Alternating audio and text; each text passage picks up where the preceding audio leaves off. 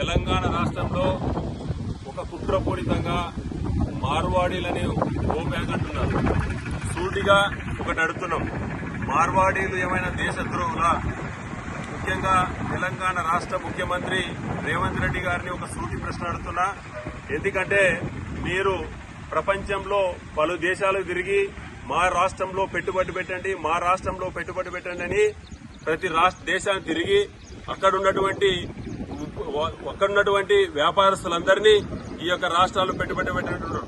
ముఖ్యంగా మీకు ఒక సూటి క్వశ్చన్ వేస్తున్నా, ఏమంటే ఈ రాష్ట్రంలో మార్వాడీలు దాదాపు లక్షలాది సంఖ్యలో పెట్టుబడి పెట్టి ఇక్కడ వ్యాపారాలు చేస్తూ పన్నులు కడుతూ రాష్ట్ర జీడీపీ పెరుగుతుంది.